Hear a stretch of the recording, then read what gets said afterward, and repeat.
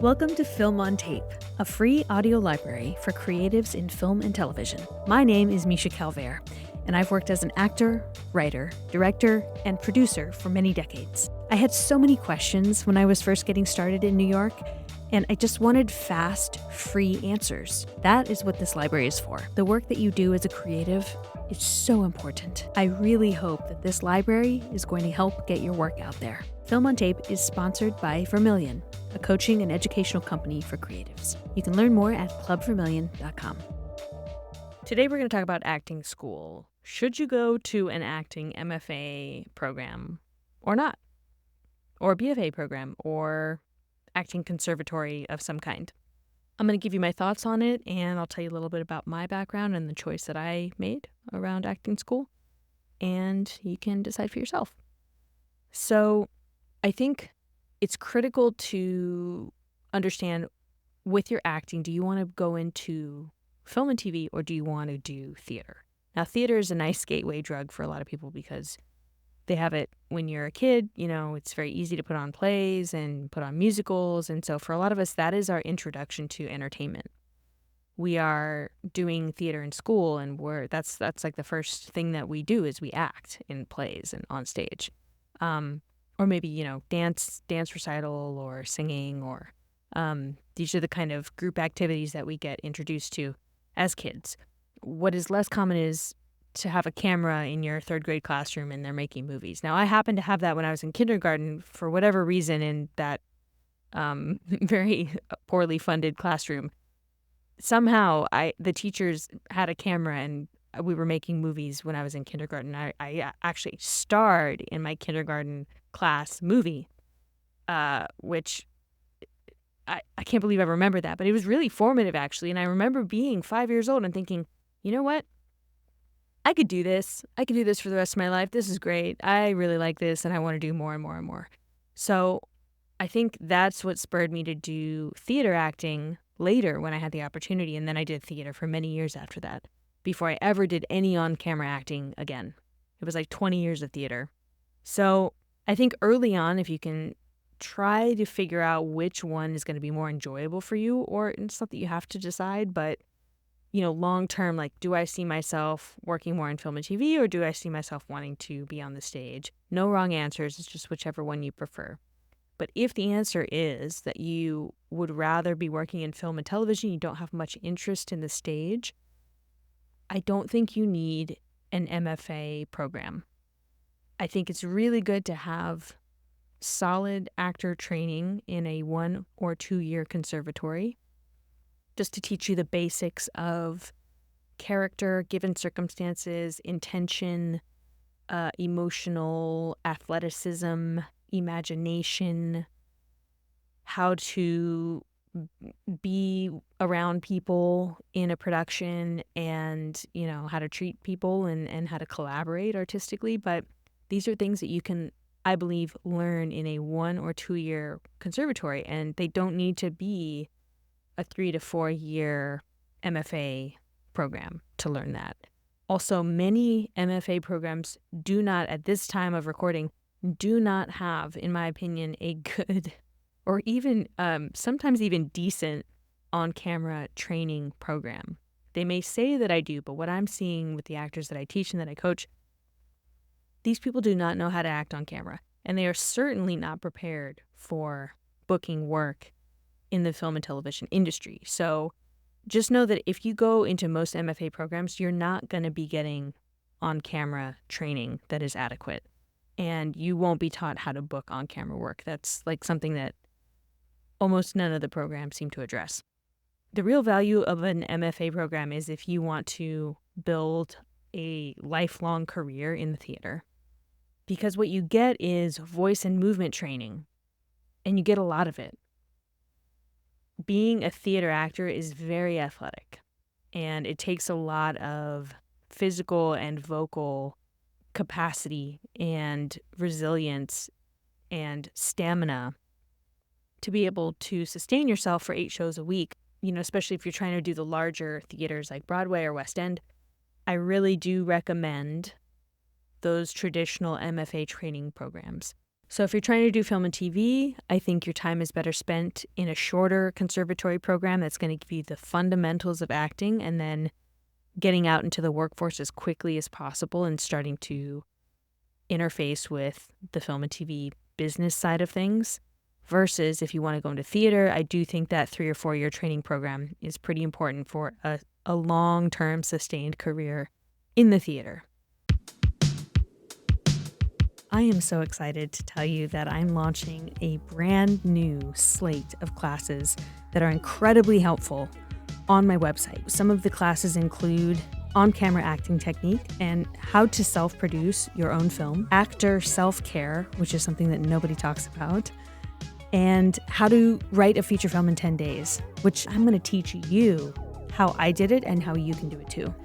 And believe me when I say I poured my heart into these courses. Go to clubvermillion.com. I am so excited about this website. I can't wait to work with you.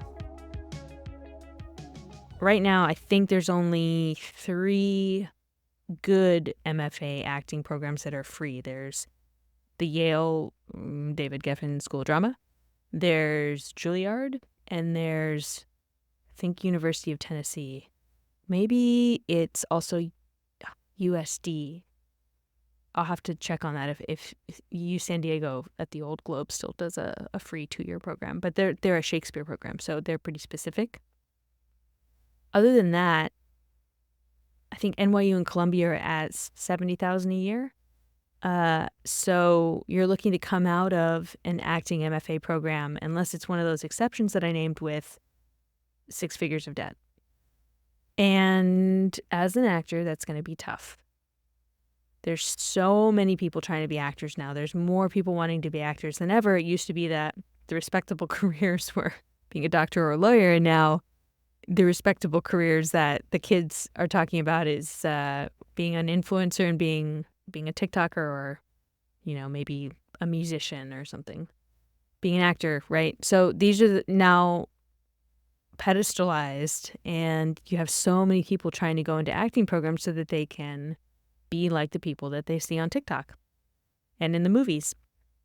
If you're trying to go straight into film and television or content creation, I really don't think an MFA degree is necessary. But there are 2 things that can come out of any conservatory training program, no matter how long it is. 1 year, 4 years, MFA, BFA, even just a certificate. And those 2 things are, I talk about this in the Whether to Film School or Not episode as well, networking and confidence. And those are 2 things that if you're not naturally inclined to, be good at those 2 things just on your own, it can be very helpful to be part of a community where you're able to, work really hard, come out the other side, and you get confidence as a result. You're like, yes, I did this program. I have the confidence now that they can't take this experience away from me. And then the networking can be extremely valuable in finding jobs, agent, manager, meeting casting directors, meeting fellow collaborators that you end up making films with, and even just the support of your community that, it can be very lonely being an artist. So having that community support can be really, really good for your mental health and just kind of keeping the will to go on. So I do think that there are benefits to doing a program. And if you want to be an actor, I recommend at least a 1-year training program of some kind. The other thing that's helpful about the programs is the showcases that they have at the end. The bigger the school, the more people are going to come to that showcase. So you'll have casting directors, you'll have agents, managers, sometimes directors, sometimes producers, and that's helpful. I did a 2-year conservatory program. I think I had 1 meeting out of this showcase, and it was not an agent or a manager. Nobody wanted to meet with me. And I've known plenty of people who have gotten signed out of their programs by an agent or a manager, but if they don't book something big in the first year of getting signed, their agents will drop them. It happens all the time. So, everyone thinks like, oh, I signed with whoever, Paradigm, Innovative, WME. Like, it feels like such an achievement, but you have to know that the clock is ticking from the moment you sign. and they are waiting for you to deliver. And if you can't deliver, then that's it. So a lot of the time, not all the time, obviously, but the showcase is not going to solve all of your problems. And there's so much pressure that's put on those showcases. I just think it's a mistake to place all of your hopes in that one final presentation to industry at the end of your training. I think it creates a really unhealthy experience. And then even if you do get signed, it's not the answer to all of your problems. One final thought on whether to go to acting school or not, especially if you're considering the more prestigious schools, is whether or not it's actually going to help or hurt your mental health.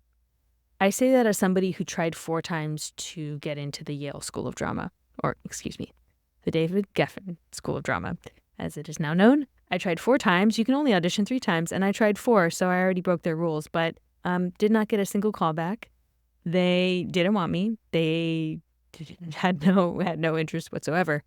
But I was very interested in my friends who did end up going to the Yales, the Browns, the Juilliards, the Columbias.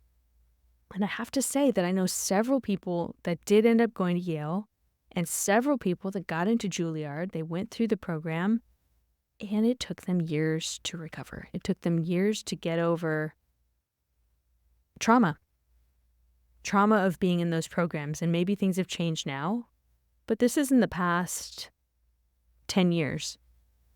And they did not have a good experience.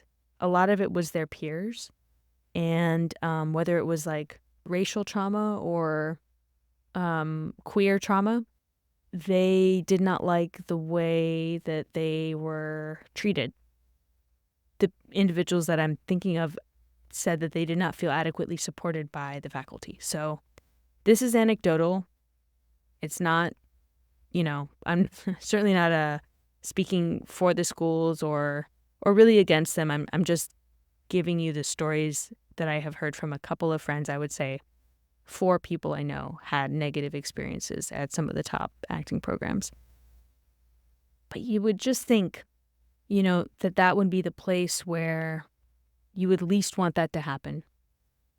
I know I pinned so many of my hopes on being able to get into an acting MFA program, and at that point in my confidence journey, if I had gotten in and I had been treated poorly by my peers, it would have broken me. I mean, I don't know if I would have ever recovered because I put so much stake in what those institutions thought of me at that time. I mean, in a way, it was the best thing that happened to me that I didn't get in, because then I had to learn hustle, and I had to learn discipline, and I had to teach myself the basics of filmmaking. And now, I'm very happy on the path that I'm on, but no longer a full-time actor, only act in little cameos in my own films. But it would have been really detrimental if I had gotten in and had a negative experience. So these are just some thoughts on whether or not to do an acting MFA or an acting BFA. And regardless, if you're wanting to do film and television, I really recommend finding a person or a class or a group of people who can help you understand the business of acting, because very few of the programs that I have seen have any sort of preparation for their students for the business of film and TV and how to book work. I happen to teach that. Not that this is one big plug for my coaching company, but I spend a lot of time teaching people the business of acting. And if you want to hear more about that, just drop me an email. Thank you so much for listening to Film on Tape. If you like the way that I approach the industry, check out our other classes, consulting, and mentorship at clubvermilion.com. Vermilion is a home for artists and those looking to expand creatively. Whether you're an actor, a film professional, an entrepreneur, or a CEO, we'll help you find your voice and hone your skills to thrive in any market at any scale. You can schedule a free phone consultation at clubvermilion.com.